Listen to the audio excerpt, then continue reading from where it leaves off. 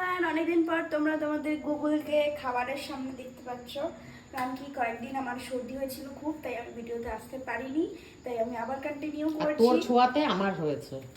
হ্যাঁ, সারাক্ষণ কোলের ভিতর মুখ গুজে বসে থাকবে, জড়িয়ে ঘুমাবে রাত্রেবেলায়, আর সমস্ত জার্মগুলো আমার ভেতরে চলে গেছে। ঠিক আছে। তো আজকে সব ইয়াম্মি খাবার আছে, প্রায় সব কিছুই। মাছ আছে আজকে। তো তোর এখানেও কি কি আছে আজকে লাঞ্চ ভিডিওতে? এখানে আছে হচ্ছে ভাত, গরম একদম গরম গরম ভাত, মানে এখনই ইয়ে করলো।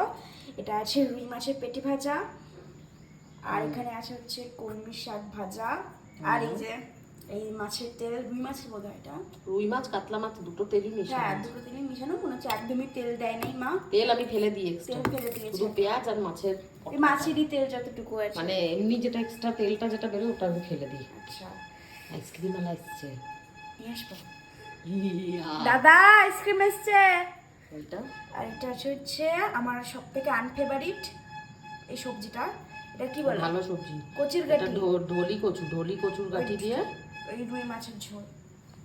এটা প্রত্যেকটা খাবারই এই কচু তো বাবা আনতো, আমি আজ মনে হয় অনেকদিন পরে আনলাম, পাওয়া যায় না সচরাচর। খুব সুন্দর মেনু। আজকে তো ভাত বাড়ো, তুমি না ভাত বাড়ো, দাও। থালা বার করো। আজকে তুমি যখন লাঞ্চ ভিডিও করেছো ভাতটাও তুমি বেড়ে ফেলো। দেবরি হাতে দেখবে, বা হাতে কি সুন্দর ভাত বাড়ে। তুই ডান হাতে ধরেছিস মানে ভাত পড়বে আজকে। তোমাকে তুমি আমাকে বাঁ হাতে কেন শিখিয়েছো? আমি শিখাইনি, ওটা তুমি, তোমার বাবাও ছোটবেলায় ছিল অমনি, তাই তুমিও হয়েছো।